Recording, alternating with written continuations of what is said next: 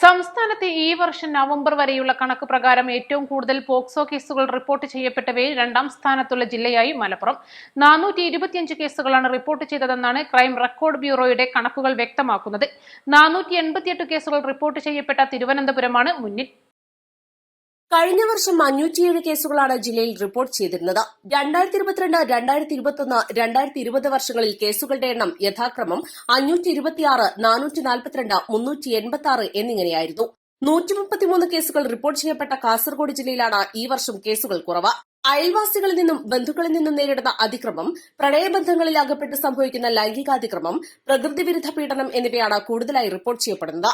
മറ്റ് ജില്ലകളുമായി താരതമ്യം ചെയ്യുമ്പോൾ കൂടുതൽ ജനസംഖ്യയുള്ളത് മലപ്പുറത്തായതിനാലാണ് കേസുകളുടെ എണ്ണത്തിൽ മുന്നിലാവാൻ കാരണം. പോക്സോ കേസുകളെ സംബന്ധിച്ച് കുട്ടികളിലും രക്ഷിതാക്കളിലും അവബോധം വർദ്ധിച്ചത് കാരണം കേസ് നൽകാൻ മടിക്കുന്ന പ്രവണതയിൽ കുറവ് വന്നിട്ടുണ്ട്. പോക്സോ കേസുകളിലെ വിചാരണ നീണ്ടുപോകുന്നത് കുട്ടികൾക്ക് മാനസിക ബുദ്ധിമുട്ടുകൾ ഉണ്ടാക്കുന്നുണ്ട്. വിചാരണ നടപടികൾ നീണ്ടുപോകുന്നതിനാൽ ഇരകളായ പല കുട്ടികളും വിവാഹം കഴിഞ്ഞു പോകുന്ന സാഹചര്യത്തിൽ കേസുമായി മുന്നോട്ടു പോകാൻ അധികപേരും താൽപര്യപ്പെടുന്നില്ല. കോടതിക്ക് പുറത്തുവച്ച് തന്നെ നഷ്ടപരിഹാരം നൽകി കേസ് ഒത്തുതീർപ്പാക്കുന്നവയുമുണ്ട്. News desk east live.